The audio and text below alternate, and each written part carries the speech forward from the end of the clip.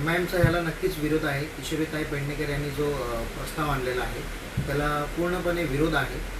विरोध याच्यासाठी आहे की महानगरपालिकेच्या शाळा या धर्मनिरपेक्ष शाळा आहेत आणि तिथे कोणत्याही एका विशिष्ट धर्माचं साहित्य, आध्यात्मिक साहित्य ह्याला अनिवार्य करणे आणि सक्तीचे करणे हे लादण्यासारखं आहे. तर ह्याचा MIMचा गटनेता म्हणून किंवा MIM पक्षातर्फे आमचा पूर्णपणे याला विरोध आहे. आणि राहिली गोष्ट अशी की जर मनाच्या श्लोकाला आमचा विरोध नाही आहे, पण हे महानगरपालिकेच्या शाळेमध्ये सक्तीने आणि आणावे या ठरावाला पूर्णपणे आमचा विरोध आहे.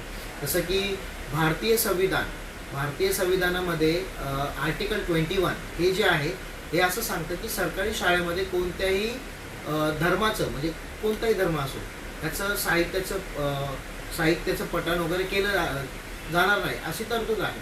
म्हणजे जर आपण हे आणताय तर हे आर्टिकल 21 म्हणजे भारताच्या संविधानाचं जे आर्टिकल आहे त्याचं उल्लंघन होत आहे आणि त्याचं उल्लंघन म्हणजे तुम्ही संविधान विरोधी आहेत हे स्पष्टपणे दिसतंय.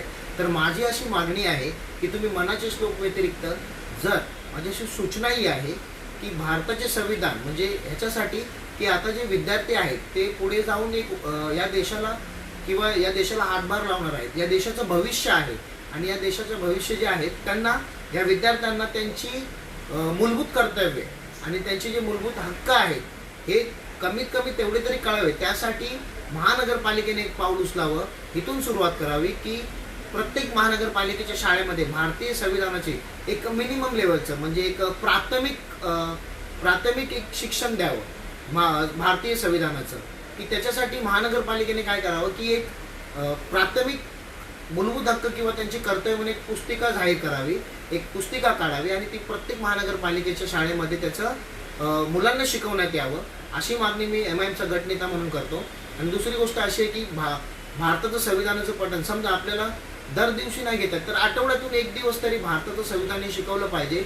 आणि जी संविधानाची उद्देशिका आहे, प्रिएम्बल जे आहे त्याचं पठण आपण जे सामूहिकरित्या त्याचं पठण केलं पाहिजे आणि त्याचा अर्थही मुलांना समजावून सांगितला पाहिजे.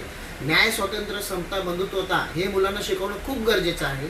तर माझी अशी मागणी आहे किंवा आमची अशी मागणी आहे की मनाचे श्लोक हे एक धर्म रिप्रेझेंट करतं किंवा एका धार्मिक साहित्य आपण आध्यात्मिक साहित्य आपण काही लोक मानतात तर आपण ते न करता एक संविधान जर शिकवायला घेतलं मुलांना तर मुलांना त्यांचे कर्तव्य आणि त्यांचे मूलभूत जे हक्क आहेत ते कळण्यास खूप मदत होईल. आणि हा चांगला मुंबई महानगरपालिकेने जर हा कार्यक्रम राबवला तर एक स्तुत्य गोष्ट पूर्ण भारतामध्ये जाईल.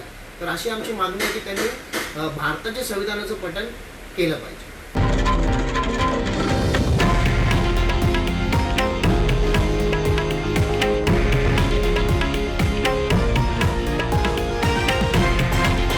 हे आहे देशातील नंबर 1 न्यूज नेटवर्क आणि आपण पाहत आहात TV9 मराठी, एकमेव.